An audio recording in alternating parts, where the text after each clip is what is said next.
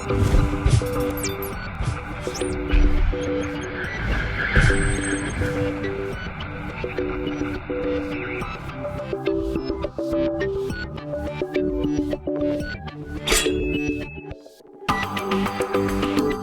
hello everybody, and welcome.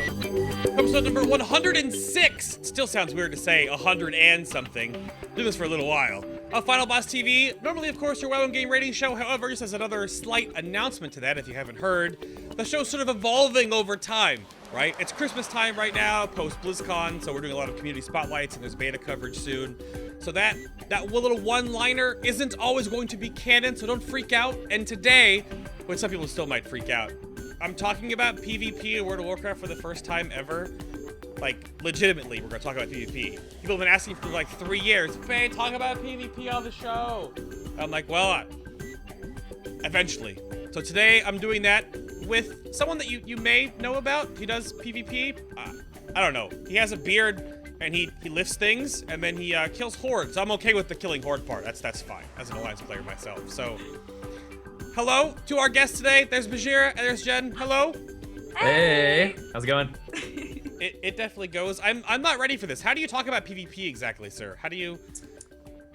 You start the discussion by, you know, it's a lot like raiding. You know, you have an objective. You have to work together as a team to accomplish the objective. You know, it can be fairly similar. Because my only cred to PvP time for me was back in like season 10 and 11, where I did 5s as old school Shadow Cleave as an elemental shaman, and I got bopped and I popped heroism and we killed someone and we won the game. Nice. And that's all I did. That's fun though. That is the essence of PvP. Doing fun stuff with your friends. That's exactly right. Getting carried by a holy paladin. Is that how it works? I mean, for some of us, yeah. Can happen. That's all I have. I mean, I for my experience though, you just 1v10 the entire team normally. Is that how it goes? You have me confused with our other guest today. That's Jenny, actually. Oh, sorry, that's who right. 1v10s, yeah. Oh, jeez. Yeah. That's totally I correct. swear, it's just... Yeah, she just drops that cascade and everything just melts. That's the end of it. And I just walk around just taking the executes. Oh, that's why I fair. play with my Jenny. killing Yeah. blows, man. Oh, man. Knock that off. So today we're going to talk about the two of you and what you do on the internet, and then we will go into Legion stuff and a whole bunch of things. Making these show notes, I had to like figure out if these questions even worked for me, because normally I'm asking like, you know, what talent setup do you use, and how do you tank this boss, and so It's good stuff though. first off, I can tell you all about how I tank bosses and stuff if you want. I mean, okay, you have dabbled in a little bit of PvE, don't you? You have killed some dragons. I've seen this. Oh, dude, yeah. I'll have you know, we've cleared up to Hero Gargamond. Oh. Yeah. He's going down soon. I was just waiting for him to drop that moose mount. Now that he's got it, it's on. Oh, okay. You were just waiting. You're just biding your time. You're just like, yeah, I was actually waiting for my viewers to get better gear to carry me better. Oh, that's actually what it really was down that's to. how it goes. That's absolutely how it goes. I got like a pretty good like 703 item level. However, I do have my 4 set, so. He's already got the 4 set. I'm the one who likes raiding. I just need my Archimon trinket so I can swap the arms. You know what I'm saying? See? Exactly. No, I understand. I know how it goes. Well, you just literally summed up PvE in a nutshell. I gotta wait for this gear to drop so I can do this. There it is. That's how it works. It's fun though. It's fun. Dude, shout outs to my viewers who carry me in PvE. Yeah. Oh yeah, they're probably in chat right now just face palming like, damn, Bajheera. Why'd you say that? Yeah. Let me get a badge W if you personally carry me one v everything in raids. Here it comes. We'll wait. Oh, we'll wait for chat. Here, it's gonna happen. It's gonna happen. We're waiting. Well, while chat room catches up, of course, a little bit of delay. Congratulations on your engagement, by the way. Hey, thanks. Ew. Fist bump. Oh, is that? That's the celebratory. We're getting hitched, dude. Fist bump. I like it. That's amazing. Oh, here they come. Here they come. The badge W. Excellent. Mm-hmm. Excellent. Absolutely. So something just recently happened. Let's take a step back in time real quick. Okay. BlizzCon 2015 was a couple weeks ago. A little something you may or may not have heard about on the internet. I don't know. Yeah. So you were both there and were a little more involved than just going to the BlizzCon convention this year. So you want to walk me through what you guys did with the World Championship Series for World of Warcraft? Yeah, that was like the second coolest thing I did. The first coolest thing was talking to this guy Bay of Final Boss and the my. like that was the absolute #1 coolest thing I did. you know, Ugh. close second was hosting the World of Warcraft Arena World Championships, which, yeah, that was absolutely insane. So we've been to, like, was that our third BlizzCon? Yeah, only Yeah. our third. How crazy And the is first two that? that we went to were, I mean, obviously, like, just attending, still were, like, you know, pumped to be there, but we did more vlogging. We did, you know, showing stuff off. We played a lot of the games. We were really involved. We got to meet a lot of viewers, which is always super, super cool. Like, that, you know, no offense, babe. That probably is my favorite thing about going there is Oh, of meeting course. viewers. But hey, you count as that, right? Yeah, You occasionally. Well, hey, watch, right? I sidetracked you two. Was Thursday, right? No, Wednesday. It was even earlier than that for the base take footage. And there's something I think you owe my internet viewers that I didn't actually remember to get from you from there. I was asking everyone to make funny faces real quick. So let's go back in time. What faces would you have given to me on that right. video? I don't want to mess up your system here, but let me see if I can do a little something here. Yeah. Let me remove your. What if you would have one of these? I would have been like,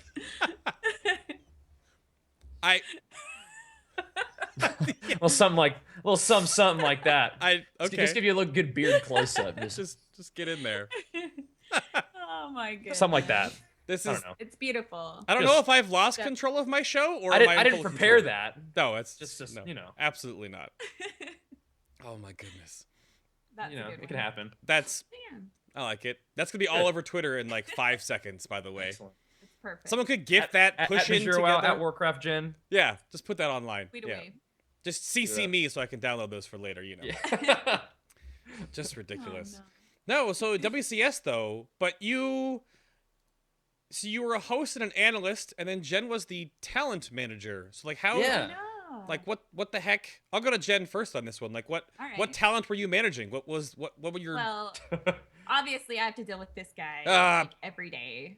So that was my experience was being able to actually have a legitimate role in bossing him around. But I was also the talent manager for all of the shoutcasters Ooh. and some of the observers and stuff. So like when you're watching the game, there's obviously somebody controlling it. So helping out there, making sure they had everything that they needed and they were where they needed to be. Yeah, Jenny did awesome. So like, she's pretty much like talent manager like all the time, but now she actually got like an official title badge and like, you know, Blizzard approval to formally boss me around. Yeah. So that was pretty cool because Jenny does so much work behind the scenes already. Like seriously, she does a tremendous amount. I mean, I get to do the video game playing and making a lot of the videos and streaming and stuff, but Jenny's doing just about everything else behind the scenes. So for her to get some recognition like officially for what she does is that was cool for me too. It was really neat. It was really awesome to see how everything fit together and how even just like your little piece of work really helped make the whole of the production such that it is. It's amazing. And that's something we talked about is like, you know, we had gone to BlizzCon before and just enjoyed it as people who were just attending. But this time we actually got to be part of BlizzCon. Like we actually got to sort of shape the experience that other people had. This is a lot of people's first BlizzCons and their first time ever at a WoW tournament. And that was really like a big honor to me to be able to, you know, be one of the people who brings them into that experience and helps, you know, shape that. And hopefully it was a good experience for them because I had a blast. That was my first time ever doing any sort of hosting like that. I mean, first time doing live hosting. Obviously, when they asked me to, if I was interested, and I was like, never done it before, but I'm willing to give it a try. They're like, that's all we're asking. So we went and did our first one at the online qualifier cup number 3, and I was like in the middle of contest prep, so I was like, you know, like half starved, but I was like, I'm gonna give it the best thing, you know, I'm gonna give my best shot, and we did it, and it was like, okay, it is what it is. It was pretty, I mean, it was pretty good for the first time, I guess, but we had a lot of things to learn from. And I went back and I looked at things I could improve on, and I made those improvements, I hope, for the second one, which was just the regionals, right? Yeah, the America's regionals. You know, we did that one in a studio. The first one was at Blizz HQ. The second was in a studio, and then we did pretty well in that one. And then we went on to the BlizzCon opening week, and that one I really started to feel a lot more comfortable there already. But it was another step up in terms of the production. And then the next one was live audience on stage at BlizzCon. But by that time, you know, once I finally got to be on stage and I got to sort of interact with the crowd, like there was so much positive energy coming my way. It was hard not to get excited. And so you just absorb all that positive energy and try to put it back out as best as you can. And hopefully I did a good job doing that. But it was an amazing Oh, experience, yeah. definitely. It was so neat to see just packed crowds, like Oh, especially yeah. the last day because we were kind of late getting things started. The heroes Yeah. stuff had some technical difficulties. They worked it out. Yeah. It was good, but it was packed. You guys Yeah. loved it, and that was so awesome. What I was curious about too, because you had all the extra ones leading up to it. Was this like a long-term goal that was set between you and Blizzard? Like, did they contact you beforehand? Like, you know, we're gonna see if this works, and then if it does, we'll go with the next one and the next one. Because you kind of had to have that like break-in process, right? Then we're gonna be like, hey, Bajheera, you're gonna host BlizzCon in 2 weeks. No. Like, So yeah, yeah, we had a couple like lead up things, but I mean the goal was to have me do this through BlizzCon. okay, But in terms of me hearing about it, it was kind of like, hey, I remember them contact. I think we first talked like a week before Online Qualifier Cup #2. They're like, so Okay. have you ever thought about doing something like this? Is this something you'd be interested in? Because we think that you'd be a good fit for it. And I was like, I've never done anything like this. I mean, this is something that I sort of had in mind, but I'm certainly willing to try to give it my best. And that's kind of how it worked. It wasn't in terms of like, there wasn't like a lot of coaching that happened either. They didn't like bring in like a professional like, you know, camera person to teach me how to be on camera or anything like that. It was more just like, we're gonna put you in this first one, then we're gonna put you in the second one, and they just believed that I would find some way to improve because they know that I'm willing to work hard and do what it takes to try to improve. And I mean, I'm sure I still have tons of room for improvement as a host and as an analyst, but you know, hopefully they were pretty happy with how it turned out. And that seems to be the feedback, is that there was a lot of positive feedback from it. So I mean, I had a blast, but yeah, it wasn't like so you know, a year from this BlizzCon, they're like, okay, so we're gonna approach you for Online Qualifier Cup #3, so be ready. It was like, no. They're just like, hey, it's time to start getting going. I was like, okay, let's. We just jumped right in. It is awesome though. Because that's something that other esports companies have done to a certain degree with their front running product, right? They've always sort of like, some of the people that have been sort of pushed in and been made in the front line came from their community. So this was the first time, like, we saw, like, we know Josh. I was gonna make a comment about, you know, did someone teach you how to like deal with Josh's hair? But well, I mean, I have the beard thing going on too. Sure, so I sort of, like, evened out. Yeah.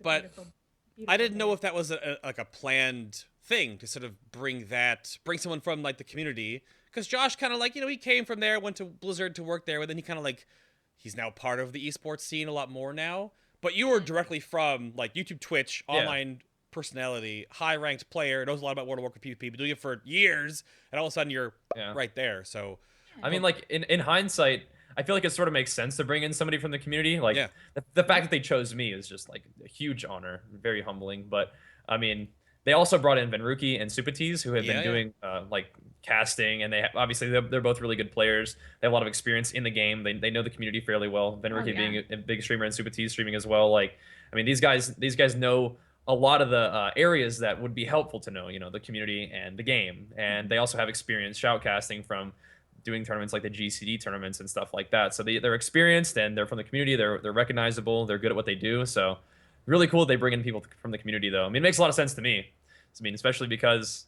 the WoW PvP scene is sort of mostly occurring on Twitch these days. And so to bring people in from that is smart. And especially because they have guys who did a good job, in my opinion. I thought Supatees and Venruki killed it, and so Supatees is incredible. Yeah, the rap god. I mean, for real.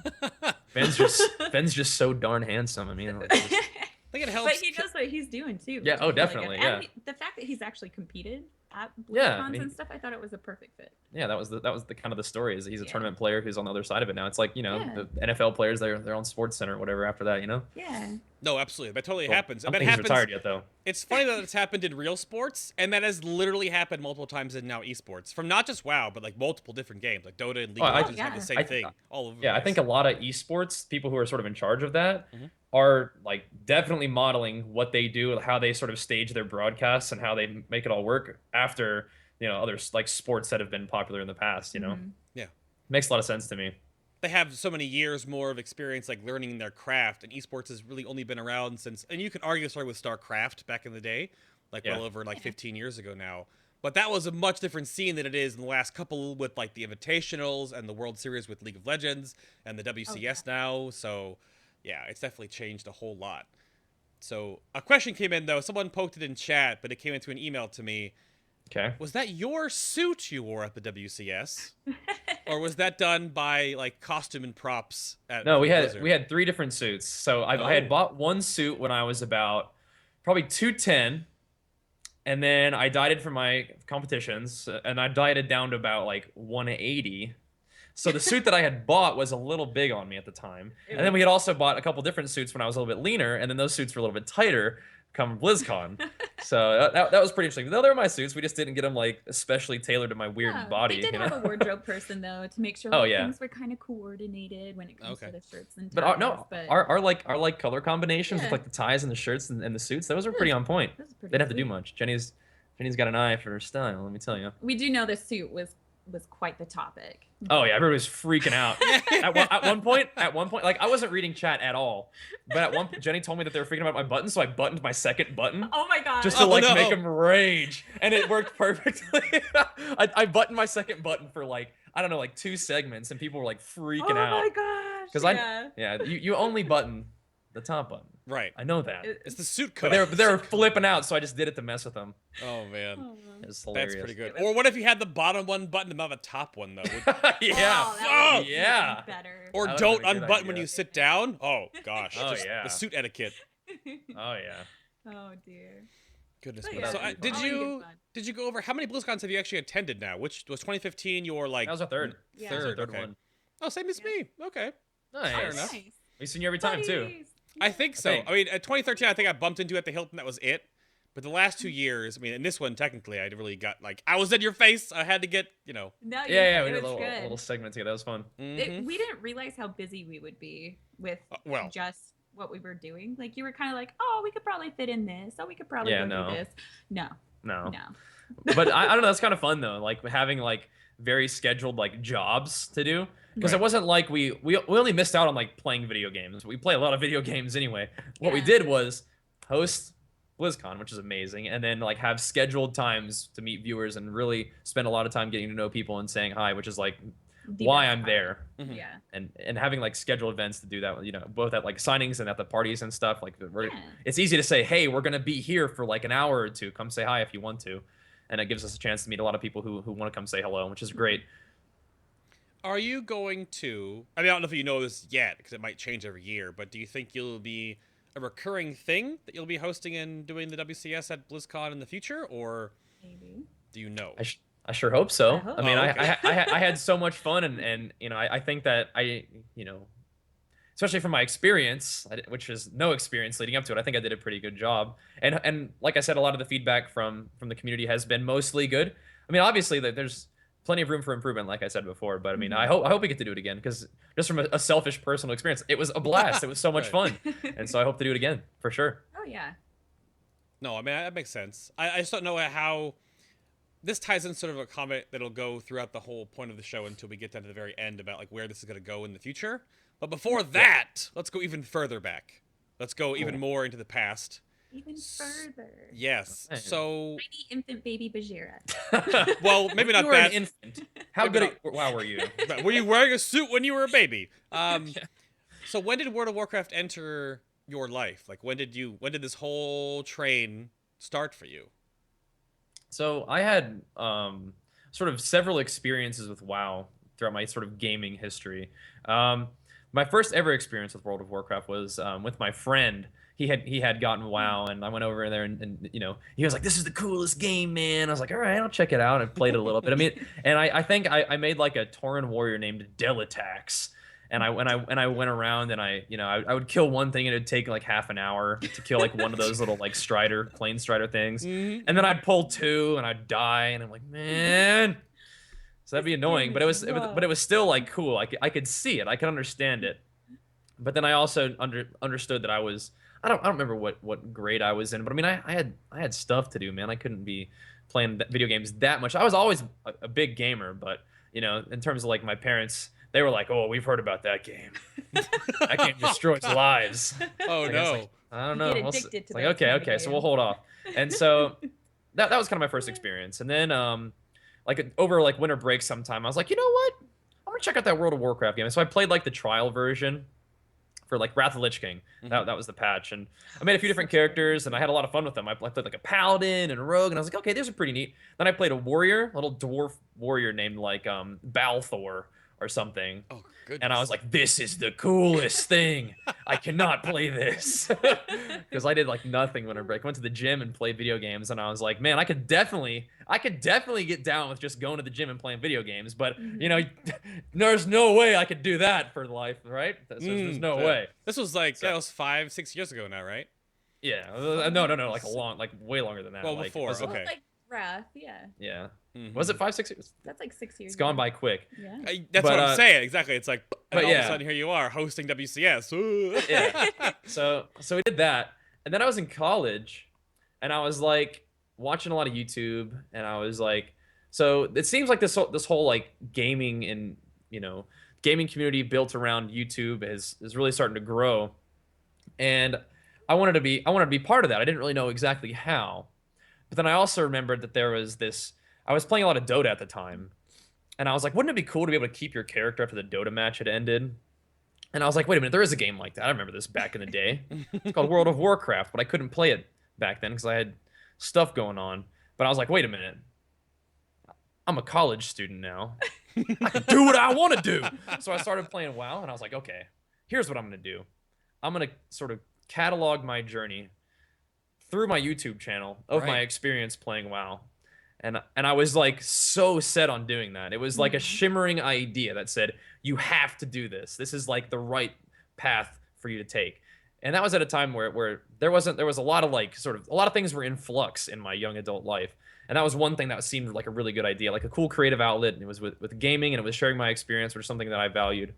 And so that's what I did. I started, making YouTube videos about my World of Warcraft experience, and it was kind of like just something like a hobby. And then as I did it more and more, and as I put more of my creative edge into it, as the videos got goofier and goofier, people started to like them. And it was like I said, it was a time where a lot of things were in flux, but everything lined up in a certain way that the more time and effort I put into YouTube, the better it went. And that eventually ended up in a somewhat stable position where I could have the moment where I could make the decision to do it full time or not. And also Twitch would come into the picture at that point. Right. And so I said, we're going to go for it. I love this, and I feel like if I commit myself fully to it, then it can be something really special. And fortunately, it has. So I'm very, very grateful. And it led me to a lot of other cool stuff and cool people. Yeah.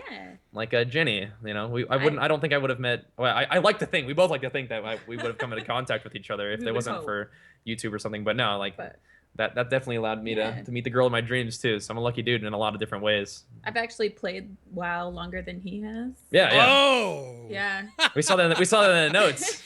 You're gonna have a dramatic reconsideration of how this all went down, Mr. Bay. So I started at the end of vanilla. My brother was playing, and I had some friends who were playing, and they were like, "Yeah, you should try it." So I made a warlock on my friend's account. Don't account share. Hey, but, you gotta get your first experience with something. Yeah, tried it, got to level 10, got my imp. I was so stoked. And finally my friend was like, you should probably buy the game. Can you leave my house? I want to play. It's been too. like a week. I gotta do stuff around here. So how much of a noob I was at the time, I bought the game and I went to make my character, and I didn't remember what I was. I didn't realize I had started a warlock. So I go to the undead and it happened to be a mage, and I was like, oh yeah, that's it. This one's got robes on. Yeah, that's pretty much the same thing. So I started mage, and I was like, oh, it's kind of different than what I remember, but all right. And I'm playing, and then I get my water elemental, and I'm like, where's my imp? This isn't my demon pet. So what is this? Started then, and then the Burning Crusade came out, and so obviously I had to upgrade and play that, and got into raiding with some of our friends, and kind of went from there. So, awesome. Yeah. So she has the WoW seniority card. She does. I do. She does. Although he has had higher ratings than I have. So. I mean, in PvP. Maybe. Well, it's just that little thing, reportedly. Oh, reportedly. Crap. Yeah. That's so wild, because I wonder if, I mean, you think you wouldn't have met without being in World of Warcraft. So I guess how did that all go down? We're still going. We're on this old school history field street here. Nostalgia trip. I Hey, know. Yeah, I like nostalgia trip, exactly. Hey, these are stories I like telling. So Yeah. how I met Jenny was, like I said, there was a time in my life where a lot of things were in flux. I was a college student who wasn't sure if I was going the right way for me. Like I felt like there was a lot of things that I was putting a lot of effort into stuff that didn't feel like it was paying off the way I wanted it to. I felt like I had a lot more to offer. So I had taken a break from school, just because I needed to. Like I wasn't in like an unhealthy position or anything like that, but I wasn't going a good way. I felt like something needs to change, and so that was kind of part of the deal. And I didn't like stop going to school to do YouTube, but by stopping going to school, I was able to do things to sort of get back in touch with myself, like going to the gym, and I was also able to spend more time doing like the creative outlet stuff, which for me at the time was YouTube. And one of the things that I did with YouTube was the gaming content, but also just vlogging. That was really therapeutic to me to talk about things that were going on, to get those sort of feelings, emotions out, put them out into the world so they're not just only mine. Because I'm also of the belief that, as a human, you have emotions that are really powerful and really important to you, but you're most likely not the only one to ever have felt those emotions. And so sort of sharing them with other people kind of helps you understand and feel less isolated and more a part of something. And so I was making a vlog that was the sort of full culmination of my emotions about being with a girl who I'd been with since high school. That relationship had ended because it's just two people who were young and together, and as you grow, you start to go different paths, and the tie that binds you becomes more strained. And sometimes the best thing to do is to cut that so you can go do your thing and blossom as individuals. But that was a moment for me that I really wanted to share in a vlog, but it was really emotional. And basically the idea was, it is worth it to go after things that you believe in, even if it doesn't always turn out the way that you want to. And having that experience is valuable as a human. And Jenny, being the sweetheart that she is, wrote me a really nice personal message on YouTube saying, hey, you're not the only person who feels that way. What you said meant a lot to me. Thank you. And I got your back. We all got your back. Like I had been there. I had a relationship end. And it was kind of funny because like during the time that he was doing YouTube, I was also I was working a lot of hours. I was like a behavioral specialist at like a treatment center, and keep that in mind. She had a freaking YouTube career. videos. Yeah, keep that in mind.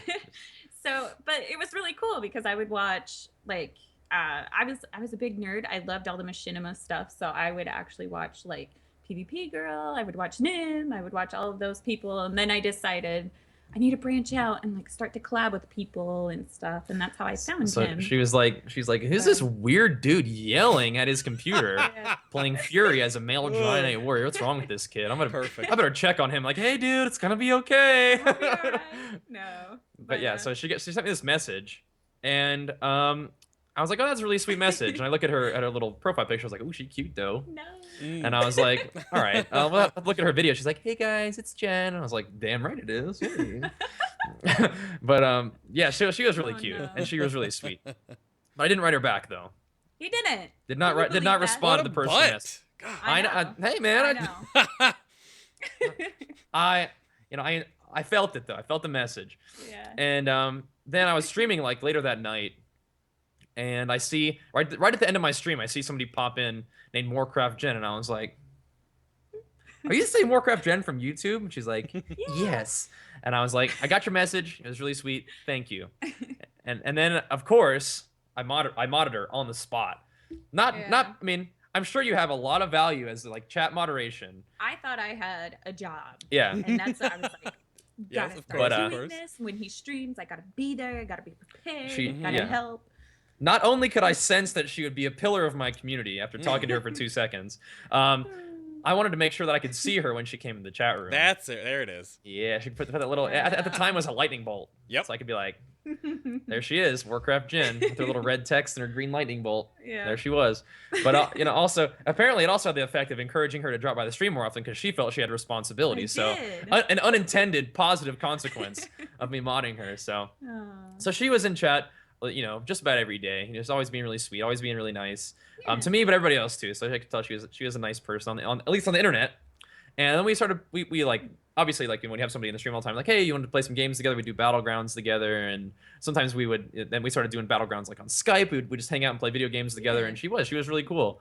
And then one day I was like, so, I'm I just went and lifted all kinds of weights, ate a whole bunch of food, got to make my gains. Another smooth. I'm gonna go lay down for a second, so I'm not gonna be on the computer to Skype, but you can text me at this phone number right here. So I slid her the digits. Oh no. Oh yeah. And then and then after that, all you guys, all you like really weird nerd dudes like me, you guys taking notes. This is how you do it right here. This is how. I'm bringing chat up so they can take notes live. This is how gigantic nerds like me can somehow be involved with a gorgeous girl like this. I'm ready. Go. Okay. Continue. All right. I'm just. So we started. So having slid her the digits, we started texting and we started talking on the phone, and obviously we were having like a really nice time getting to know each other, and it definitely sort of became clear that we liked each other more than just friends. He's like, I sent her a text and I was like, do you like me or not like me? In little boxes to check. I didn't actually do that, but no, it became really clear that we liked each other.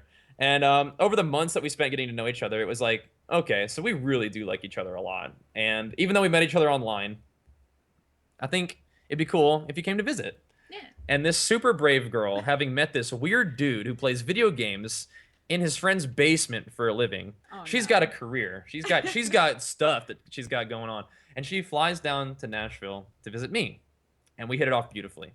Like, at everything that we had hoped for in terms of who each other were was exactly it. And so at the end of that week, she had to go back to her house and her home. But it was like, oh, that girl, like, we need to be together, man. So I asked her to come visit me again like a month later. This time it was like, maybe we can find you like a job down here or something so you can stay, because we loved each other, like absolutely, like no doubt about it at that point. Definitely. And she came back down to visit, and we spent the week just hanging out again. And I was like, whoops, didn't find you a job. Didn't go look for a job. Didn't make an effort at all. But at the end of it, I was like, listen, YouTube and Twitch are going well enough that I can definitely support myself, and I feel like I can support both of us, especially if you're here, if we work together on this. And I didn't want her to leave. I wanted her to stay, and she agreed to that in a huge like show of trust and belief in me and belief in us. Yeah. I think the fact that we both had that passion of like doing YouTube and live streaming and interacting with people and like really just into like absolutely loving Blizzard games in general. Like I believed in us. I believed that we could do something because we both would work our butts off for it. Yeah. Right. No, it was very clear that we loved each other tremendously and that we believed in a future together, and we had a really cool opportunity to have that future look just about whatever we wanted it to look like, because we had a job doing something we love to do with somebody that we love to be with. And it was like, this is a kind of a crazy jump objectively, but from where we stood, this is the right thing to do. So she stayed, and we've been able to work from living in my friend's basement goodness to having a house in California and having like what definitely seems to be a career right where we want to be, but also with the opportunity to do new things. Just like a couple months ago, if you told me that, hey, you're gonna have the opportunity to be hosting the World of Warcraft PvP Championship on stage at BlizzCon, I'd be like, no. I mean, cool, you're crazy, but that sure would be fun. But no, I mean, there are opportunities that arise that were just completely out of our mental space. But when those opportunities come up, we work together, we make it happen, and hopefully we hit it out of the park. And I think that's something that we can continue to do, just because we've got some practice, but we also believe in each other, and that goes a long way. No, absolutely. I mean, it all sounds almost like right out of like a Disney movie, right? But it definitely right out of fanfic. Yeah. Well, what we were talking about before we went live is kind of a fanfic. Let's leave that to the internet. That's a little different. Keep that on the DL. Yeah. It's pretty incredible, and I think what you two have done from the outside looking in sort of thing, from like what I have, and like creating a place on the internet and the community that rolls around with you online, and then the people you meet at BlizzCon, of course, which is, to go back to the first point, you don't go to BlizzCon for all the frou-frou stuff. You go to literally get face-to-face time with all the different fans, people you've impacted, because the impacts you've had on each other's lives, you don't even know. You may have some idea, but you probably don't have the grand scope of things, how many people's other lives you have touched in the internet spiderweb spectrum. So though it's pretty weird in the realm of the YouTuber, like Twitch personality, like we're putting ourselves out there all the time, and we don't know whose life we make better just by watching the stream or watching the videos. Like it all happens, and you two literally are showing that can happen because that's what did happen. I hope Definitely. so. Yeah, like that's like the goal for me. Yeah. I remember just even before I had ever thought about doing YouTube or anything like that, I told my dad, I was like, I feel like there is some amount of positivity that I can contribute to the world. I'm not exactly sure how I'm gonna do it, but that's a goal of mine. As I want to try to, connect with other people, and I want to try to connect other people to other people, right, through something. And it was so weird that I had that thought, and now thinking about it these days, it's like, wow, well, way to go, little 15-year-old Bajheera. You really had a big thought, and I think that you'd be proud about how it turned out 10 years later. Oh, yeah. So I don't know. But yeah, there's a lot of positivity out in the world, and luckily I'm in a place where I can not only receive it, but also hopefully send it back out there. And that's one of the things that motivates me is like, people are like, man, how do you stay so positive all the time? Like, dude, I mean, I have times where I'm not feeling that great. I have times where I'm not in a happy place. But one of the things that's really motivating to me is that I have this understanding that, hey, if I'm not feeling like turn on the stream for the day, I know that if I do, there is likely to be at least one person out there whose day gets better by being able to hang out, not necessarily by me, but being able to be in a chat room where there's people that they feel comfortable hanging out with. They're in a space where they feel safe and can at least take a breath for the moment. And like me being able to generate that situation for somebody is worth it. And it's really motivating to me. I think we get that in return though too. Is Definitely. A lot of the drive to want to stream and to want to interact with the people is because like the viewers also help us, and they make us feel like on those what those we're doing is good and means something. Yeah, and on those days where I'm not feeling good, more often than not, when I turn the stream on and everybody's like, "Oh, hey," it's like, okay, you instantly feel better. Like these are my people. This is where I belong. So it feels good. Yeah. No, absolutely. Y'all are adorable. Yeah. There you go. So before I move us on to bring us back to the future, who would win in a duel? Jenny beat me hands down in a duel just recently, actually. Oh, really? Our most recent duel, she just stomped me. Oh, it was a Christmas transmog duel. Yeah. And Jenny, she had a really nice transmog, and I was just completely naked with a Christmas hat on, and I was like, hey. I was. She stomped me. It wasn't even a challenge for her. The Angel of Christmas Past. Angel of Christmas Death. Yeah. I was like, hey, and she just stomped me. She took me out. I did everything I could do. That's fun. Just I had my little green Christmas hat on from the butcher from Heimdall. Remember that? So I had my green Christmas hat on, and I had that big like key to the skies weapon, and that was it. And she doesn't realize she not good enough. Christmas hat. Like, she thought a long time ago. No, it only drops off the butcher from Heimdall. Only the butcher. Mythic. Poor Bajheera. Mythic, of course. I haven't even done Mythic. Oh no. Yeah, she wasn't impressed with my mom. You so filthy she beat me down. Beat him down. I know. So you didn't even try. I did. I thought you'd like it. I set up. I had. He set out all the Christmas. Oh yeah, I put out all my Christmas decorations. I had like the Archmage. I had like the star chart. I had like the war drums. And she was like, "You didn't even try." I was like, Jennifer. Shame on I had her walk into my garrison, and I was like, "Come on in." You know how you go in the level 3 garrison, you go to the right, and then you go in, then you go to the left, and there's like a room with like a bed on there. The artifact areas, like the. I was doing my human dance, spinning around on the bed. Oh no. This is so crazy. Yeah. That's a fan. Then she killed me in a duel, so Merry freaking Christmas. There you go. Oh no. All right, so we're gonna go back to the future now. We're gonna jump all the way forward, even to something I can't even really get into yet because we've only seen so much. So we're going to WoW PvP now. This is the topic that baby. I think that I've never really broached on this show before ever because most of the time it's not part of the show's rhetoric. So for your experience, which expansion in World of Warcraft has had the best player versus player like interactions? Because a whole lot is changing in Legion, but hold that for a moment.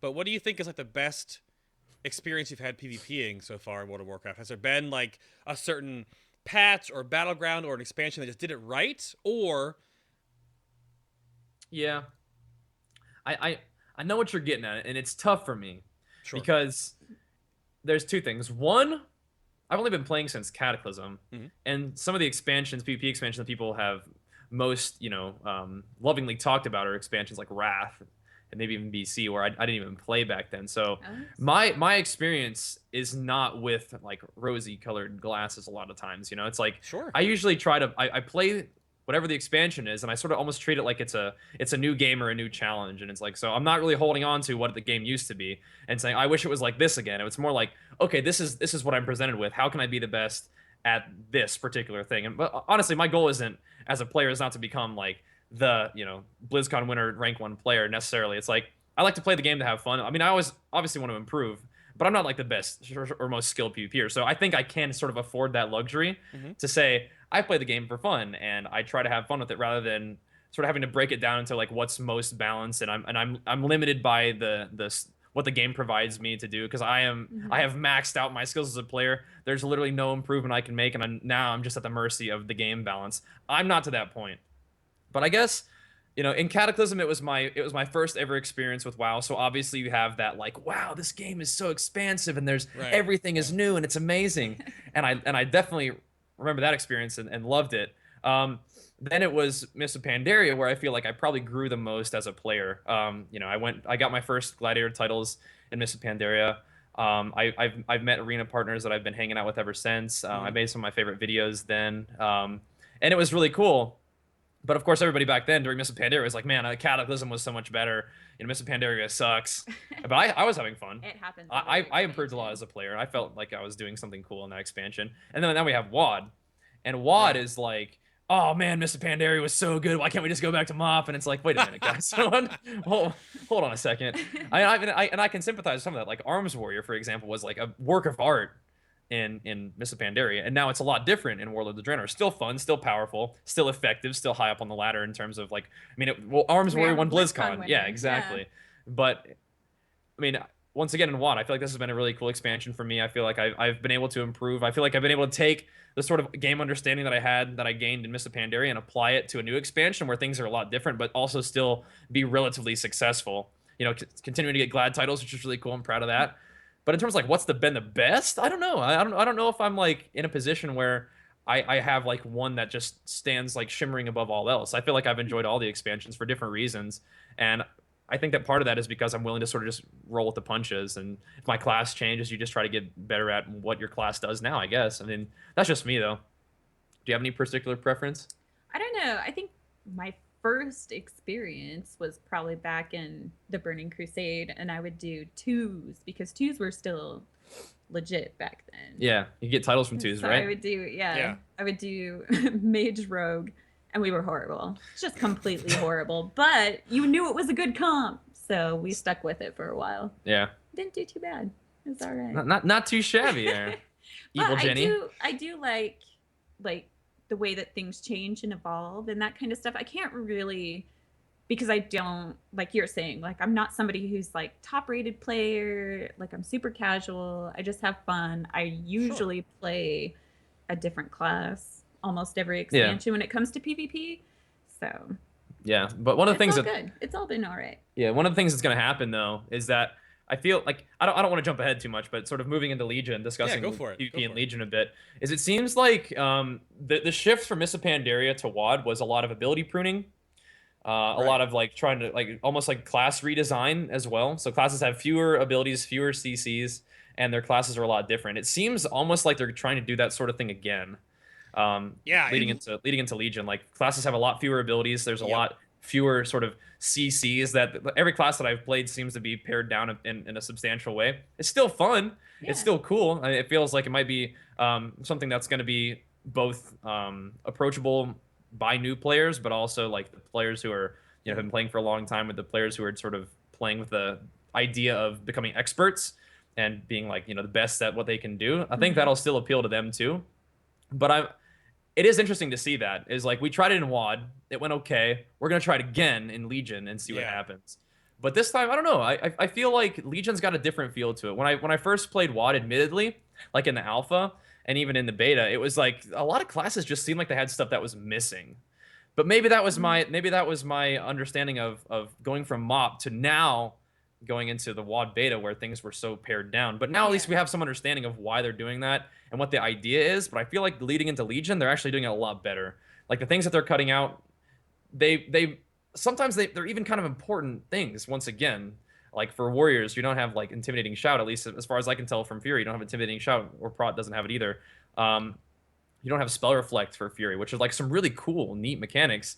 But at the same time, when you look at what you do have, it all makes sense in terms of what Fury is supposed to be. You're supposed to deal a lot of damage. Your enrage is a huge thing, but you're going to take more damage when you're enraged, but you're going to heal a lot too. So like the whole complete package of Fury is kind of like it's exactly that, a raging berserker. It's a psycho. He's going to run in, doesn't care about how much damage he's taking as long as he's dealing damage and healing some of it back. So it looks very reminiscent of what they were trying to do with WoD. Maybe hopefully it's going to be done even a little bit better. Not like they did it poorly in WoD, just right.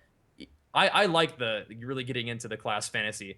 Even though I'm a PvPer and I like PvP, I still like to sort of interact within the world of Warcraft, where like an arms warrior has maybe slower but really powerful hits, and they do a lot of healing reduction. Fury is about, charging in there, getting as many attacks in, as much damage as you can, before you explode and die. It's kind of like Fury. I guess that's the idea of it. But then of course you can heal back. So it makes a lot of sense to me. And I think that getting into the core class fantasy is something that they're even more focused on this time around, and it seems cool. For how that's going to affect PvP, it's going to be neat to see, because I feel like we haven't really, like you get some of the information, especially from BlizzCon and that kind of stuff, but it's going to be really awesome to actually get our hands on like the PvP talents and see how that's going to change what you're now experiencing. Yeah. And the PvP talents, it seems almost entirely changing the way that abilities that you already have work. Mm-hmm. Right. For some warriors, in their talent tree normally, that they're just basic class talent tree, it's pretty cool because you either have the option of learning new abilities, like old ones that people wanted to have back, like Overpower and Heroic Strike, or you have cooldowns that boost the amount of damage that your abilities do, or all your damage. Mm-hmm. So for example, I believe you have to choose between like Avatar and Overpower, which is like you have a whole new ability, or you have something that buffs all your damage on the abilities that you have by 20%. Same thing with like Heroic Strike. You can choose between like Heroic Strike or some other sort of damage boosting cooldown. So it's kind of cool. You can have more abilities to use, or you can have things that make your abilities that you already have do more damage. So that's kind of fun in the way that works with your normal talent tree. But then you have the PvP talent tree, which it seems like each tier like affects one ability in like any manner of ways. Like one, like for your execute one, it's like you can execute when they have like 25% instead of 20, or you can run more quickly and be resistant to snares, like when somebody is in execute range for 5 seconds. Or the next talent up is you can charge to somebody whenever you press execute. It gives you like a 15-yard range charge. So even if they're far away from you, you just get right to them. And the way PvP talents work is that you have to sort of unlock them with more and more experience. So it's like the talent becomes more and more powerful. Your execute talent becomes more and more powerful as you get PvP experience. So I don't know. It seems like it could be cool, but with everything, as cool as mechanics are, you still have to sort of get in there and see how it's going to be tuned. But the cool thing about that is like PvP is going to be able to be tuned sort of independently of PvE now, which is going to be neat. Which is something that PvP players have been like clamoring for forever. Is it's kind of annoying when PvE balance affects PvP. Like for example, like Turbo Cleave, Arms Warrior Enhancement, Shaman Resto Druid just won BlizzCon, and the very next patch is buffing Arms Warriors and Enhancement Shamans. Like PvP players like don't understand what's going on. They try to maybe rationalize it as, well, maybe with gear scaling they needed to be brought up near the end of the season, or obviously PvE, maybe they're not underperforming in PvE, but still, like, even if all that's true, it kind of blows the minds of PvP players when you say this comp won BlizzCon, let's buff it. Like that's their BlizzCon prize, they get to be buffed. I don't know, but when you can take that out of the picture, when you can say, hey, Arms Warriors and Enhanced Shamans are performing extremely well in PvP, we can bring their damage down a little bit in PvP, but buff them to whatever they need to be buffed to in PvE. So that's kind of cool for Legion as well. Yeah. There's a lot going on, and I think as I've been listening and reading chat room, there's different opinions in this whole new pruning pass.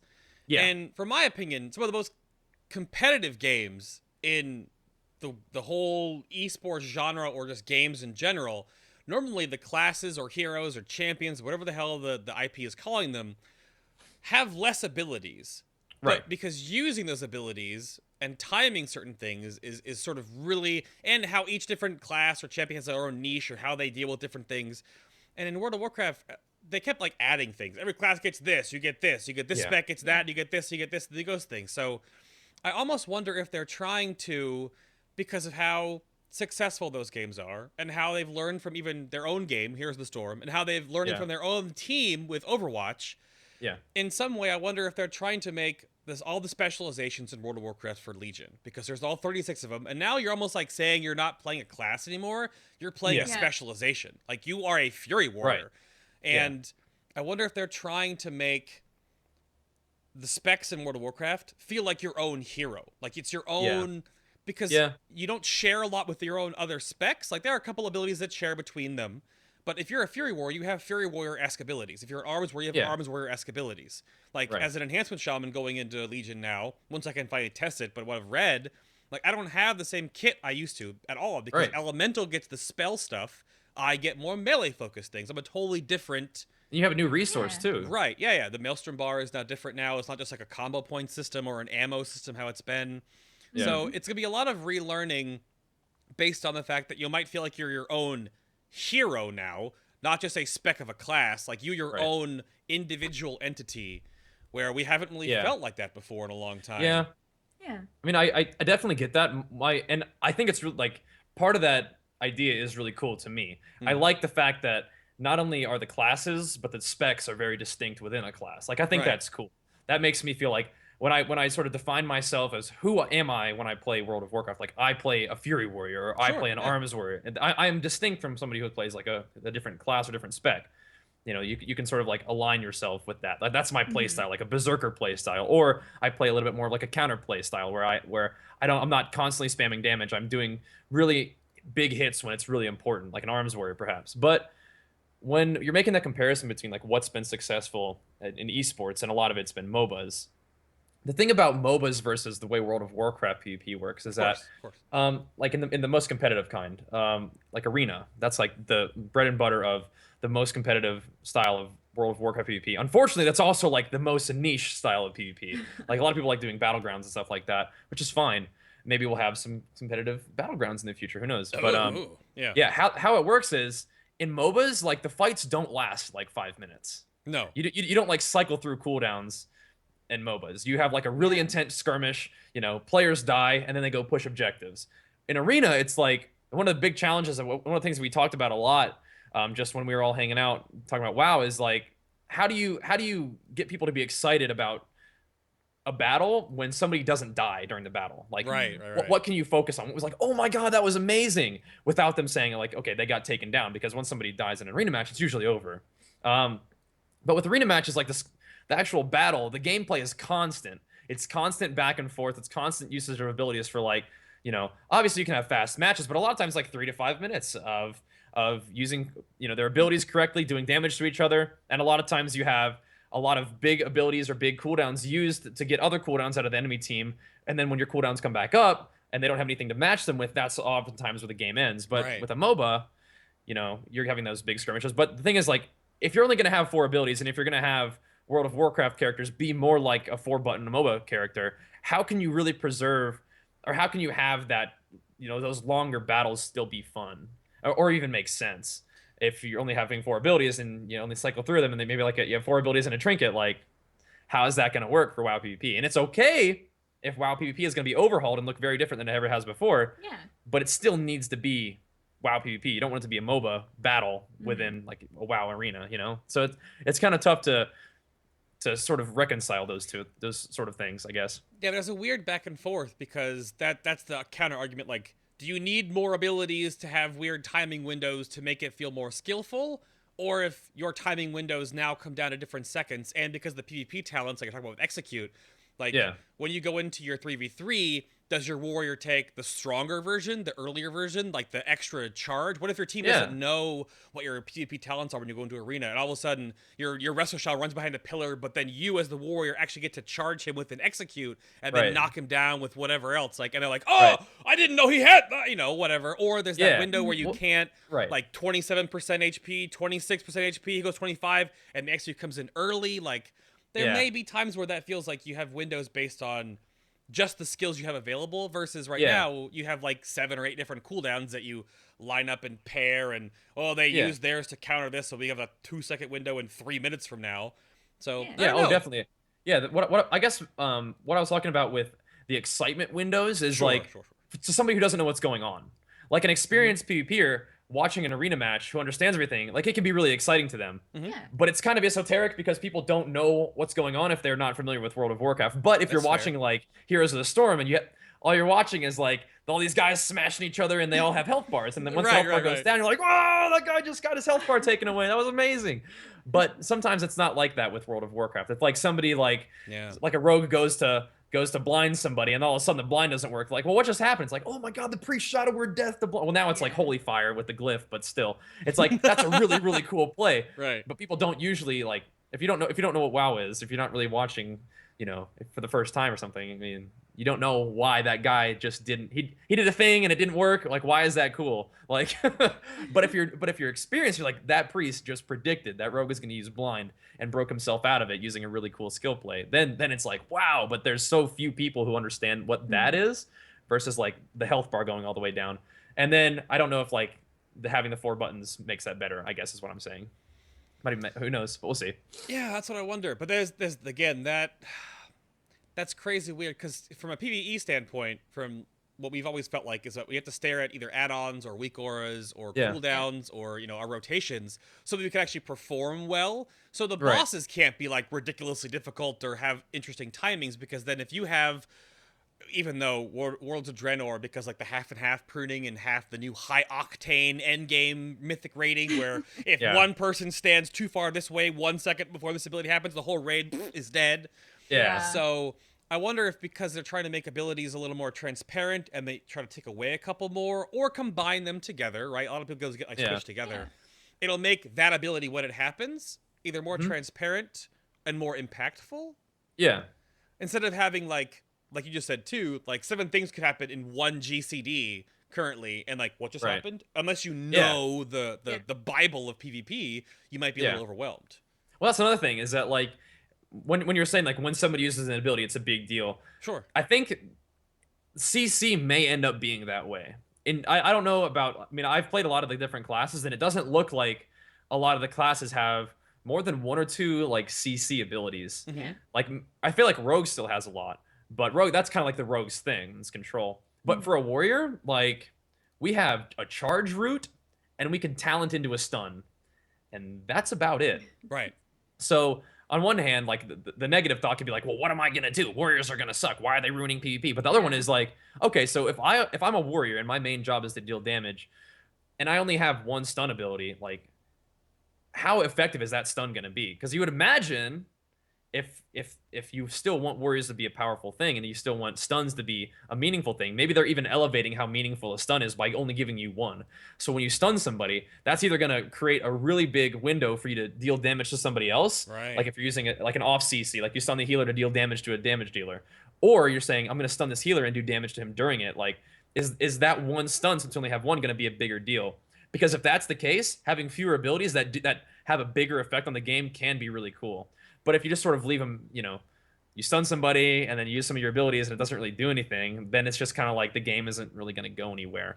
But I'm kind of tending towards what I first said, where the CCs, they're fewer, and your abilities, even though they're fewer, are going to have a bigger impact on the game, and that could be cool. Oh yeah, it's gonna mean a lot. You need to line those up. Yeah, so you've played. It's gonna be, You've played a priest. What kind of CC do priests have? Do they still have fear and stuff, or do they have psychic horror? Not that I saw. Do they have silence? So yes. Okay, so they have silence and fear. Yeah. So like just like another 2 CCs. Yeah. That's pretty standard. But they don't have psychic horror anymore, which like psychic horror right now is like a huge part of the Shadow Priest toolkit. Yeah. Like with setting up CC and chaining CC, psychic horror is huge, but now it's not going to be in the game, so it's less likely going to destroy Shadow Priests and more likely going to mean their silences and their fears are more important. Right. Which I think is cool. I mean, as long as it leads to cool battles and, fun gameplay for the players, I think that's going to be a good thing. What's going to be tough is getting those changes that are kind of baseline, big foundational changes to sort of go over well with the players who tend to have negative response to change. But I mean, some part of it is you just got to deal with it, because here it is. You can either adapt and improve, or you can fuss and, fuss. It'll definitely have a huge relearn. I mean, both the PvP community is going to feel this just as the PvE one is. And I think that this is, I mean, from my perspective, my whole class is changing. So, maybe I'm like, biased shaman, here. Right? Yeah, enhancement shaman. Yeah. So I think there's going to be almost as much relearning in this one as we've ever had before. There's a lot going on. Like, when the PvP seasons changed and the past expansions, like, gear is different. How you get gear is different. Okay, cool, and some talents changed. All right, cool. But now for you guys, you have baseline stats between all specs in the game because they're all going to be server-side. Gear is mostly only cosmetic. You have an own talent system. And then you also have the other talent system, which is the baseline one. And then you have your artifact perks and unlocks. Yeah. So there's a whole lot of just like overwhelming new change to the game, but they're cutting back on what your class technically does because all these other customizable ways it can do those things is the new way to play the game. Yeah, the artifact weapon talents remind me a lot of old talent trees. Oh, absolutely. Except I think that you can conceivably get everything. You'll eventually unlock your entire artifact. That's the whole point, yes. Yeah. But how you do that is by doing like dungeons or PvP or killing rare mobs to get those little artifact currency little thingies. Yep. But that's kind of cool just because like when you level, like going from level 100 to 110, I don't think you're going to be unlocking like a whole new 10 talents like a demon hunter is. So it's like, well, as I'm leveling from 100 to 110, like what am I supposed to be doing? It's like, well, you can upgrade your artifact weapon to make either give you new abilities or make your abilities that you have more powerful. So that's kind of what I thought it was going to be like. It's like a leveling talent tree now. No, it really is. 100 to 110. It'll take. I mean, they've noted. I mean, when I asked Dave Kozak like at my BlizzCon tour, they were like, it'll take a little while, but it won't take you because I originally thought you have to like get new raids and new patches and new battlegrounds and new content to come out to unlock stuff. But 1 to 3 months is what they were decided on saying online. So you could go ham, egg, and cheese sandwich and get it in a month or so, or by default, up to 3 months or so. I am trying. Yeah. And what's gonna be weird is how I'll be gating artifact stuff will be different from how you're gating it. There'll be a little bit of crossover, right? Like you'll do dungeons and stuff like I will, but I'm not gonna jump into arenas and battlegrounds and whatever, but you will, so you still get benefits from both sides. And I hope that they make it exclusive enough so you don't have to do both to get the most benefit. That'd be kind of not only forcing you to do either raids or dungeons to get more, but I don't want to be forced into doing arenas and battlegrounds and I don't want to, so... Yeah. That's what it sounded like when we first were talking about it, is that you can pretty much do what you want to do, both for gear and for artifact stuff. Yeah. Well, anything else you want to wrap up on with PvP here? I had the last topic, but I do want to give enough time for chat room to chime in here and ask you guys some questions, so I have a little break to run. But sure, do you still think, after all this, that World of Warcraft needs to stay as an esport, though? Yeah, I think one of the things, I got you. One of the things that WoW has done really well in order to stick around for as long as it has. I mean, this game's 11 years old. Yep. And in some ways it has sort of adapted slightly to like the climate of the times, it seems like, as a game. Like for a while, like MMOs were like the thing, and it was the premier MMO. And then it seemed like as PvP games were building, as that sort of got more popular, like in Wrath around then, they started getting like the MLG circuit and started to really try to invest in WoW as an esport. And then that sort of ended up falling off a little bit, it seemed like. But now it's like, once again, with how Twitch is, with how much money is going into esports, with how popular esports and that sort of promotion can make a game, it seems like it would be a good idea for WoW to once again build up to that. Does WoW need to be an esport to be successful? I doubt it, because most of the players who play World of Warcraft either play it casually or do PvE, and the PvP community is relatively small. But that doesn't mean that maybe it doesn't need to survive. But if it does decide to like really pursue an esport, they continue to build things within the game to promote PvP, like the observer system. If they do things like editing like PvP strength independently from PvE, like PvP talents and stuff like that. Right. Like they're making the in-game investments. They're putting the tools together for players to have PvP be a really powerful thing. If that happens, then yes, that will really help WoW grow. It'll help WoW continue, I think. I think a lot of players will be really excited about that. But also, it's not, this is my opinion, it's not up to Blizzard to make WoW PvP like what it is. Like they can do in-game what they can do. Obviously, like what things I just listed are great steps, but it's up to us, the community, to promote World of Warcraft PvP internally. Like, for example, like GCD TV. Those are the guys that Jenny mentioned where they were doing all the admin work at BlizzCon, but they also host, like semi-weekly tournaments on there's their Twitch channel right there. GCD TV does a great job. I feel like they've really helped revitalize a lot of the community by doing these tournaments. It gives players something to play for. It gives them a reason to sort of bring teams together to practice, to take things seriously. But it also brings in, it brings WoW PvP into the sort of space that viewers see. They're like, oh wow, there's these weekly tournaments then, and they tune in, they understand, wow, this WoW PvP thing, it's really going. It shows the viewers that, it shows the community that, but it also shows Blizzard that, hey, there is this much interest in the PvP side of World of Warcraft. It's not just something that people like to complain about on forums. Like, this is a real thing, and it's growing, and our player base wants it to be successful. So maybe we, as Blizzard, should continue to do the things that sort of fosters PvP. But yeah, they're doing the good stuff. We need to keep doing the good stuff too. And I think that's what they want to do. Like, Blizzard wants to see it be successful. They would love to be more involved in that kind of stuff. But it's up to us to actually show them that, yeah, that's what we want. Yeah, have the community and have the PvP community especially show that we are worth the time investment. Like, you know, it's that's not really how it works. It's like, hey, if you give me this, I promise I'll do this. It's more like sometimes you got to prove, like, hey, it's happening, we're doing it. You know, show support if you can, and I think that's like the right idea. But I'm not the kind of person who thinks that it's up to Blizzard to make the community of World of Warcraft PvP like what it is. Like, we need to step up, but I think we are, and GCDTV is doing a great job of that, and I think a lot of players are doing a good job of that too. I think the largest thing, before I move on, that from my opinion, because when they added PvP in World of Warcraft back in the day, it really didn't do too much because it wasn't a huge thing. Like a mini game. It was a mini game. But as the game has advanced to some degree, it's always like kind of added in more stuff. So now, for the first time, where I think we've been asking for this for at least 2 expansions from Kata and Mop, before Warlords now, and we wanted the separate rule system. Lots of games that are very successful for PvP, which the only one I can really think of is like Guild Wars 2, and the original Guild Wars, I don't know if they had the same system, but you had different stats against players versus NPCs. Okay. And that made the game feel that it's 2 different games within the same context, but they were balanced separately. So I wonder if the PvP talents, the back-end sheet balancing in Legion will really help the games not hurt each other, because both communities always had this big, like, oh, my death grip is nerfed because of PvP. You know? Yeah. We hate that feeling. Stupid because PvE buffs ruining my game. Right, there you go. See, it's all this for so you. good. In PvE. Yeah, this PvE gear coming here. Yeah, legendary rigs coming into Battlegrounds. Yeah, you just do damn trinkets, I'm sure. Which is fun. That sort of gave me some motivation to do PvE back in the days, so I could, you know, heroic Girth-like people. You know, that's pretty fun. Jeez. But I am perfectly willing to have gear and PvE gear be less of a big deal if it makes the game better. Now, I love two-shotting people who are under gear just as much as everybody else.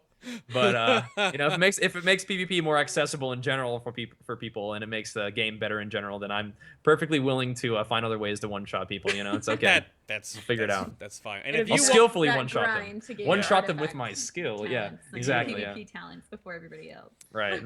You'll have them like week 1. You'll have the whole tree like. Oh no. Yeah. But then the prestige system. How high will you prestige, Bajheera? Ooh, you're gonna have to like strategically prestige, because like it's gonna be intense. Yeah, you're gonna want those talents, man. Those things are gnarly.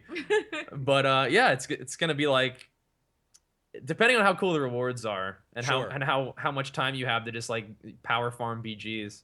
We'll see. I think that might revitalize BGs a little bit more too. It might make them more competitive, more people just active in general, and because I feel like people who are even fairly casual will want to have cool, you know, cosmetic rewards for, you know, getting enough PvP experience. But part of that is some of it, you just have to get players in the door, you know, because some people, they're gonna try PvP and they're not gonna like it.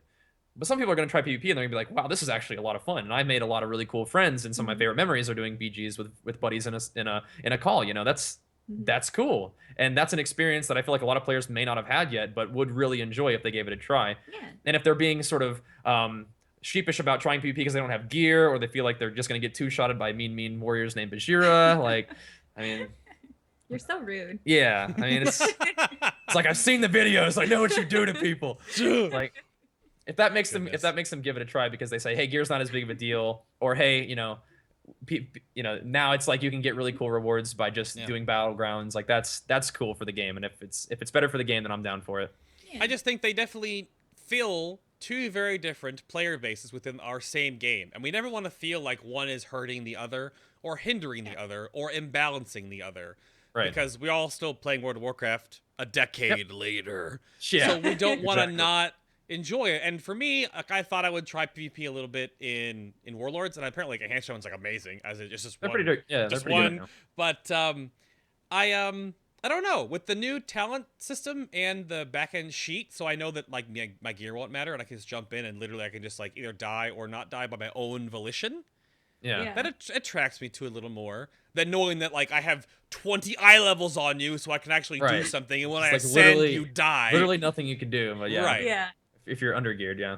So we'll have to see how that plays out. I trust and hope that group of them, because they're really having a lot of like micro groups now. I mean, a new group for the Legion stuff is they have an items team. Like, what the hell is this? Oh. So, and they've learned a lot. I wonder, because it felt like, at least for many of us, they were working on Legion like almost a year ago, because Warlords was kind of so.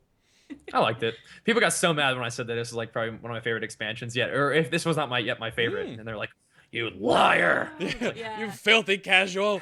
Like, I'm like, wow, this is the one I can play. Oh goodness. But all right, we'll have to see how that works out. But let me get to this little commercial break here and plug some stuff, and then we can take some questions from chat. So, chat room, here we go. This is some stuff for you that you may have heard about or need to know about. This is me rattling on for a little bit here.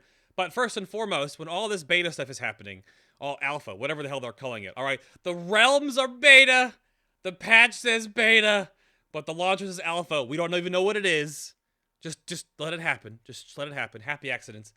Please make sure you have MMO Champion bookmarked, because all the PvP stuff that will be data mining and all the talent calculators and artifact calculators and previews and class changes and all the data mining, all will be going right here in MMO Champion. There's previews and stuff and pages and pages and pages of things. And oh, look, there are my 3 videos about doing Death Knight stuff. Oh, look at that. And then it keeps going and going and going. And all the boss stuff and the things. And apparently they actually found BGs in the game data. But who knows about that? But they'll find it and they'll post it on here. So go check out MMO Champion for all the beta. This page is huge, by the way. This is not even halfway down the page yet.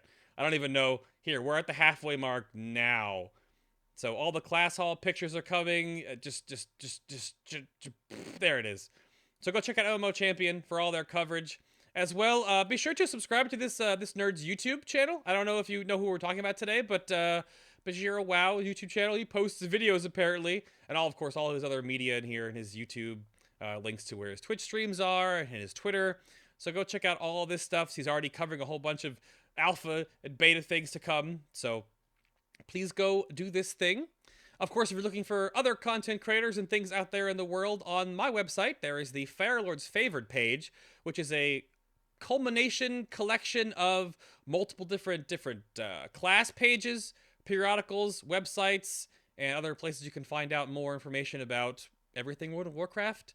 If it comes down to extra content creators, from boss guides to news to class stuff, or just, Jesse Cox talking to a potato that looks like Wow Krendor, that's totally fine. They're all linked right here in case you were looking for more stuffs. A lot of this page is that people I've worked with in the past, and we have another pass coming too, where I'll be adding more people to it. Don't go check out anything Whammo does, though. He smells funny. But if you want to help me do what I do here and get something back for it, I was actually, what's this that I'm wearing right here? I have a shirt on that you may have seen before, but those are available right now on the Designed by Humans store for FinalBossTV. They're all right there. Our newest one just launched of the day, which is the little Eridar twins, which are totally adorable. We have another design. We do a design every month, and the Christmas design that's coming out is makes me throw up rainbows. I'm just gonna put it that way. But I mean, speaking of shirts, Bajheera, you're wearing a shirt right now. What are you wearing? What's that?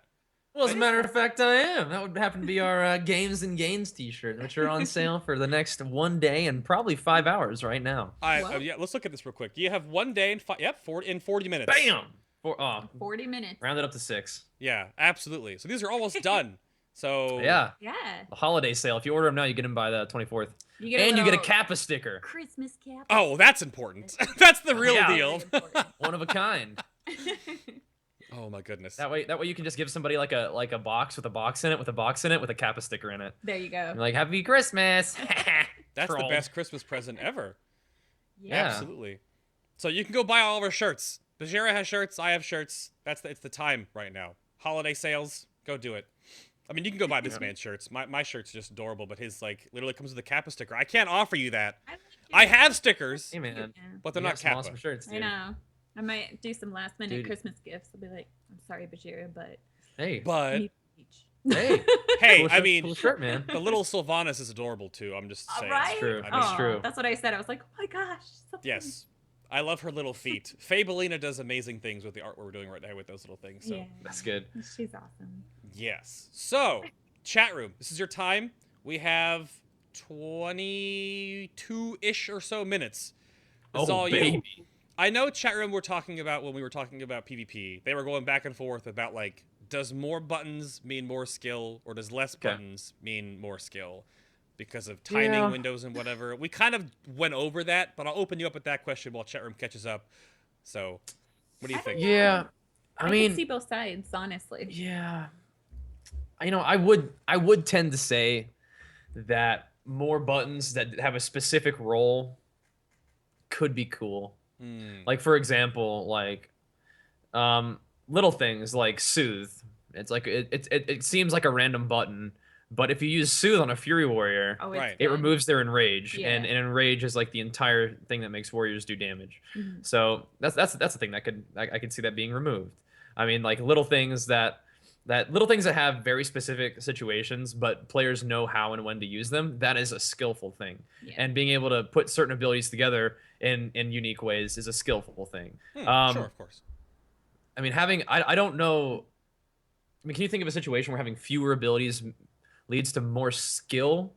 Unless they're like time. Yeah, I don't know. I think when it comes to like setting up kills and that kind of stuff, like being able to land CCs at a specific time because you know it's that important. Yeah. Yeah, I could see that. Yeah. I mean, like when you think about a lot of like the MOBAs, like we've talked about. I mean, 4 buttons, and those are all like recognized.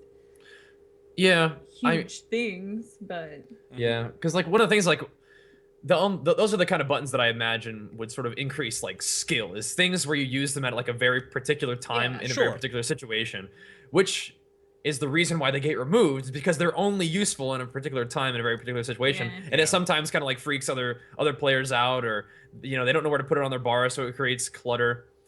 But I mean, that's like the thing that makes it skillful, I feel like. And then like when you have fewer buttons, I mean, I imagine that you could still be skillful if it involved some sort of timing, or I mean, no matter what, you can still be the best at pressing those 4 buttons. I mean, like, but what separates the best from the not as best might be smaller, and that's something that some people don't necessarily like. And like, they consider themselves to be a really good player, and then that's actually one of the things that I hear a lot, like, from high-rated players, and like they're like, wow, I didn't used to lose to this person. And now I did, and it upsets them. And it's like, well, I mean, maybe you didn't adapt as well to the new situation, or maybe people have gotten better, but they usually just discount it as like the game's easier, so that's why these players who aren't as good as me have done better. And it's like, I don't know if I get down with that, but I can definitely see more of that. But then again, that might just come down to like negativity in general, and an unwillingness to improve. But that kind of leads me to another thing that I was thinking about, is that with the way that things are balanced, if it leads to a more balanced environment, and it is just player skill that determines what you're good at, I mean, that is better, I feel like. I don't know. Right. But it's hard. Yeah, I can't really think of a situation where fewer buttons leads to more skillful gameplay, but if it leads to more balanced and fun, like that might be where it leads to more skill. If it leads to a more balanced environment where skill shows through, that might be it, but I don't know. It's hard to compare it to other games, because the one I want to like instantly compare it to, which doesn't make a whole lot of sense because the games are very different, is like Overwatch. Whereas at least the mentality and the situation that this might entail does make sense. Whereas in Overwatch, when we started playing the alpha, right when it came out like 2 months ago now, we started playing, we were like, oh my gosh, Pharah is OP, holy crap.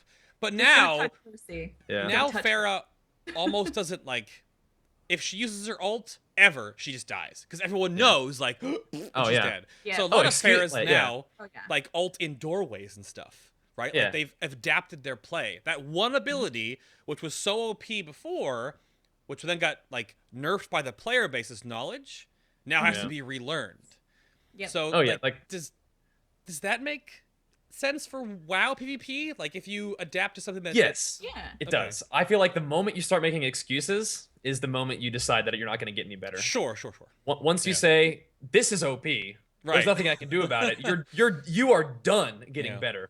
But the moment that you say this is annoying, I mean, like I'll probably say, oh my god, that's OP, or oh, that's so lame. But like, there's internally, like, I'm saying that because I'm annoyed, but what's actually happening is like, okay, how do I get around this? Like, how do we beat this? Like, one of my favorite examples is it's actually from Miss Pandaria, I think. No, it wasn't from Miss Pandaria. It was from Warlords of Draenor. It was season 1 in Warlords of Draenor, and throughout my whole PvP career, I never felt like there was nothing I could do in a situation.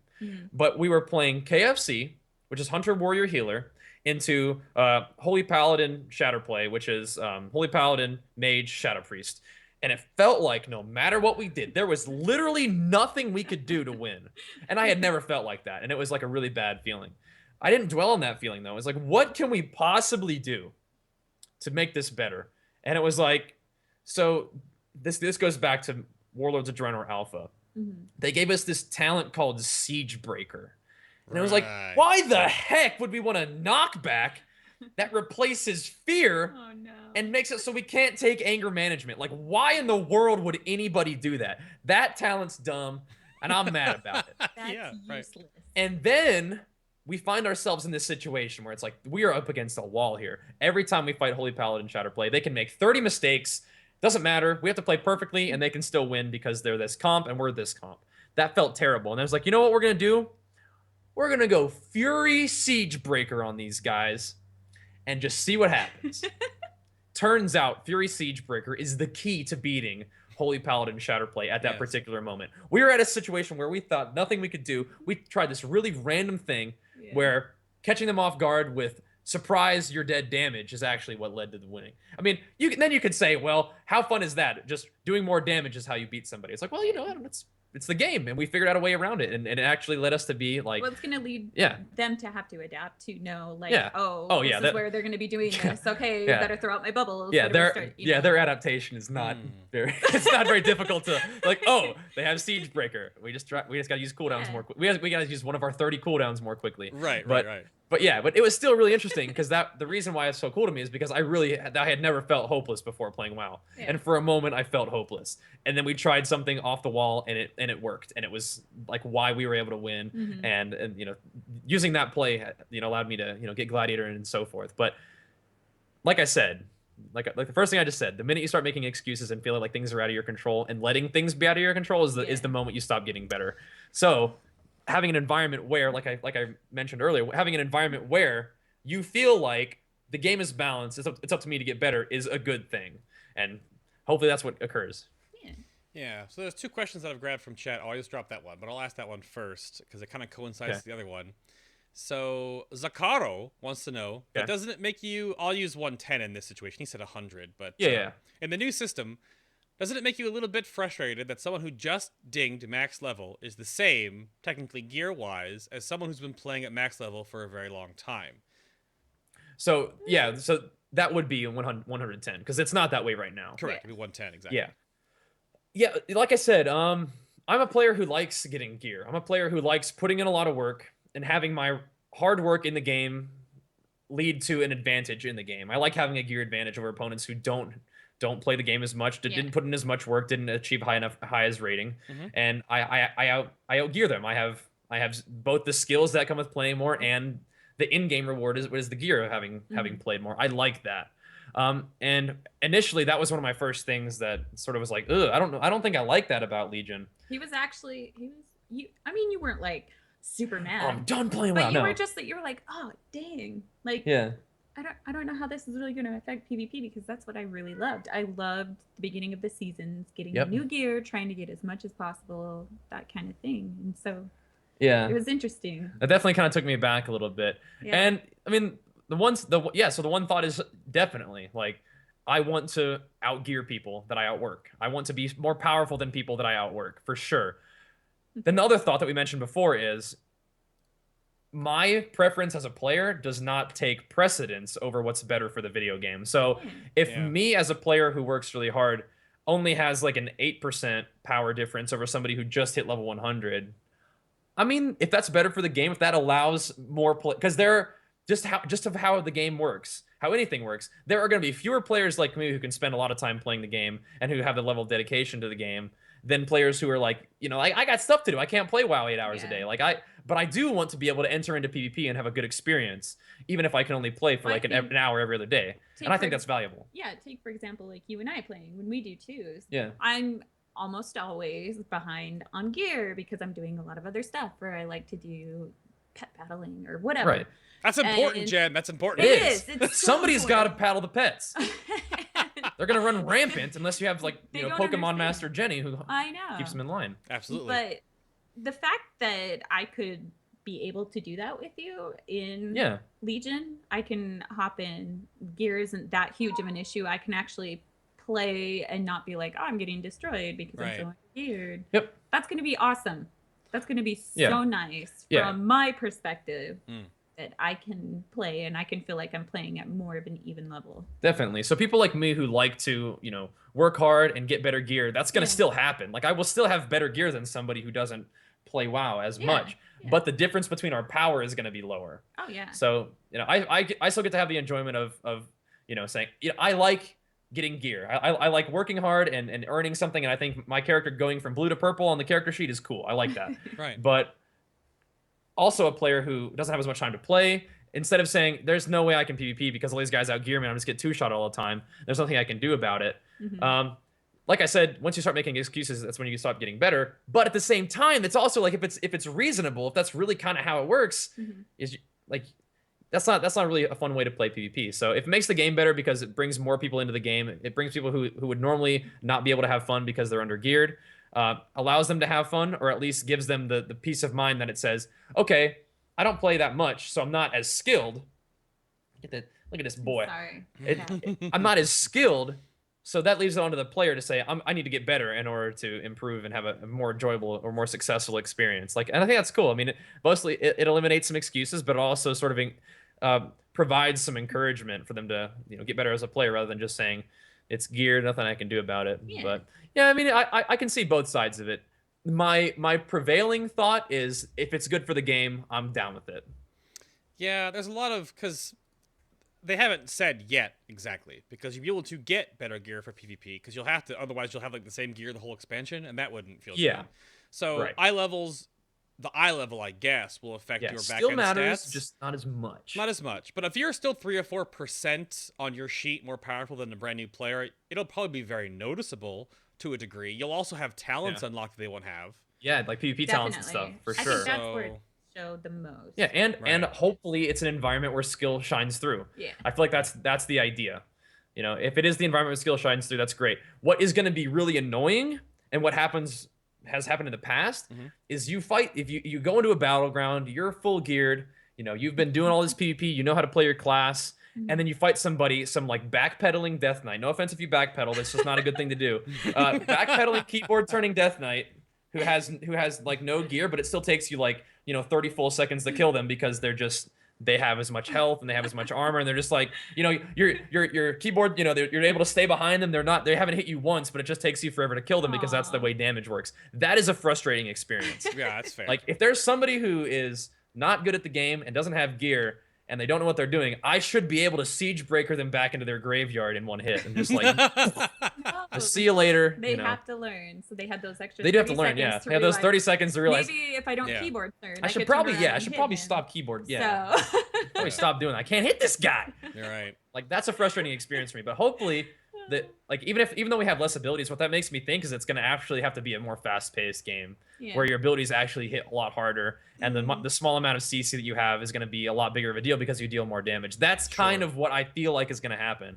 And if that's the case, it doesn't matter if you have gear. If you keyboard turn around and I can hit you 4 times and you die, like that's fun for me. Like the experience is preserved, so that's cool with me. There was a question that came up in this similar vein where, what do you think of the new PvP talents only be unlocked at 110? Because everyone else in the game doesn't get them unless you're 110. Right. Does that really impact anything? I mean, what do you? Because I assume you twink maybe, but is that a different? It's like what's the advantage that you're looking for? Like, where's the true competition? Until you get to max level. I mean, it's like it's fun to do BGs. It's fun to do that kind of stuff, but I don't know if it really is that important during that period of time because we're all wanting to get max level. Yeah, it's like another mechanic that's kind of gated by level. like mastery. Like you don't get access to your mastery until you're level 80, right? 85. Yeah. And like so that affects low level PvP. And like a lot of people love low level PvP. But I feel like it's okay to have mechanics that are like, okay, you don't get this until you're max level. Yeah. Like it's like any other talent. Like you don't get access to Bladestorm when you're level 10. Like it's just how it works. And that's okay. Like you have to get to the level whatever, and then talent Bladestorm, then you have Bladestorm. So you have to get to level 110 to be able to unlock your PvP talent. So I think that's okay. I mean, some people, like people who like specialize in low level PvP, might really like to have PvP talents. So it's like, hey guys, you don't. Like just like you don't have access to certain enchants when you're low level. Like it's just how it works. And I guess I'm okay with that. I mean, it's gonna be lame if somebody's level 100 and comes and ganks people while they're leveling, but that's already lame. So like, it's not like oh man, I got killed by this level 110 because I'm level 100. I don't have PvP talents. It's like no, it's because you're level 100. But who knows? Yeah. I think it's okay. It's good to something to look forward to. Do you have any thoughts toward? Oh, where'd the question go? I didn't copy and paste it. It's gone. Oh no! Oh no! We love Jen. First comment I saw. Aww. You're darn right. That's fair. Excellent comment. I like that one. Not a question though, but a fair statement. Yes. Oh, I can't remember where I went because I was trying to remember it, and then what you said made me think of something else. Oh, sorry. So, it's fine. But I mean, who is that guy? Check out goes kind Bajheera, of fast. hello. Oh, do you know how PvPers will actually obtain gear? Do we know that yet? Do we know? Because you would know more than me.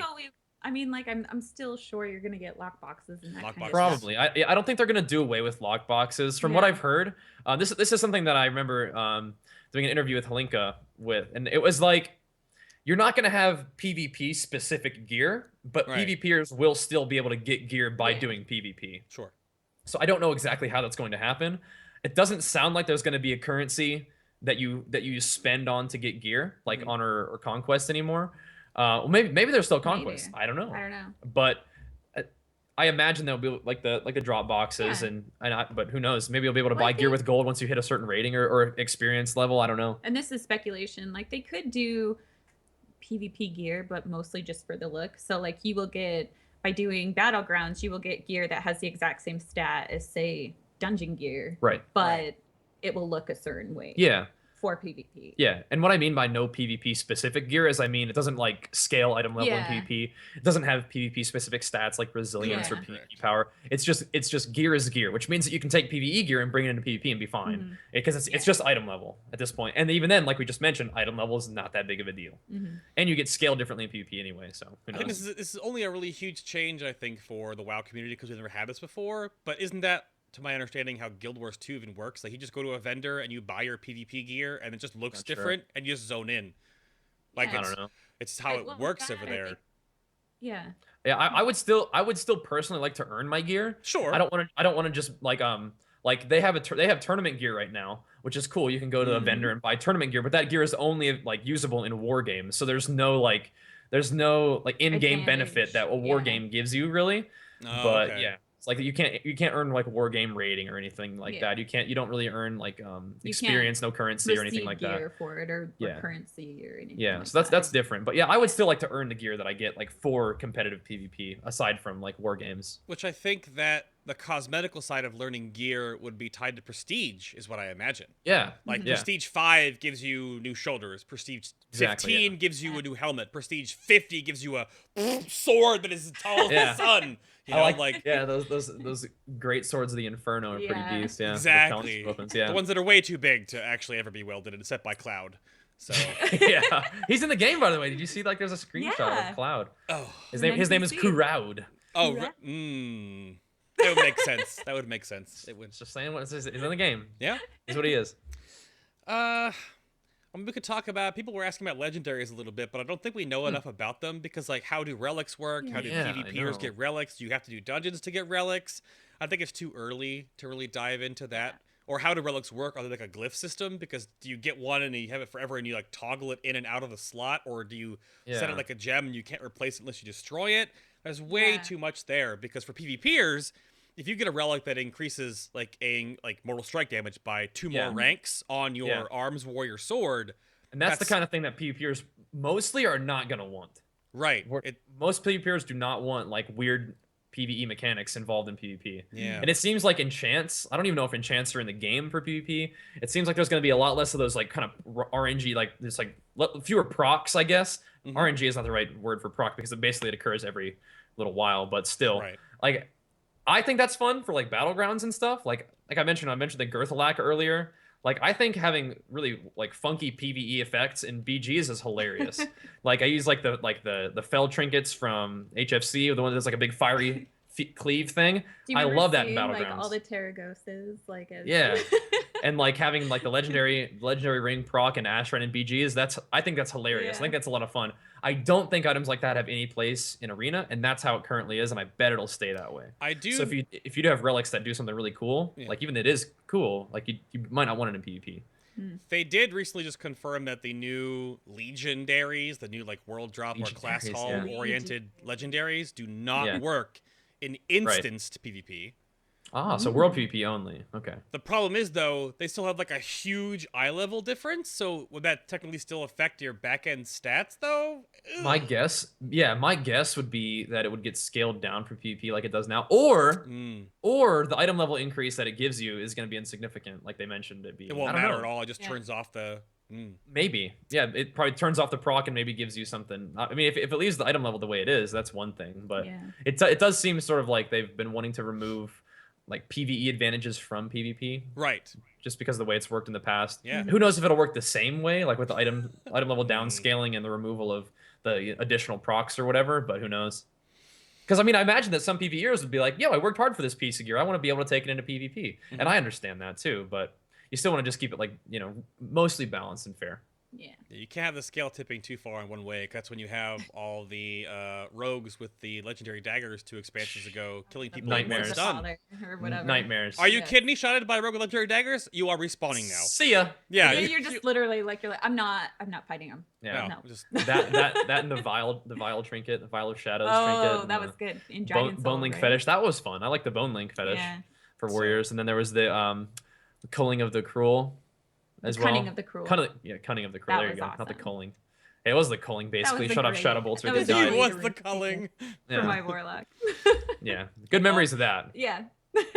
Well, alrighty then. If you have more questions for them, of course, you can definitely hit them up on the live stream or Twitter. But I want to give you a little bit of a outro soapbox time. Do you have anything you want to leave anyone with, or you want to rant and rave about, or sort of go off on a little bit of a tangent on? Whatever you'd like. Just something to leave the community with. I don't know. We'll keep it short. I hope you guys enjoyed us being here today. Are you excited? Yeah. About what? I think Legion's going to be really cool. Definitely. I agree with that. I'm really looking forward to it. Yeah, and if Legion is going to be beast, and I guess we are going to be having plenty of Legion content on the YouTube channel, which is youtube.com/BajheeraWow. We'll be streaming a ton of it at twitch.tv/Bajheera.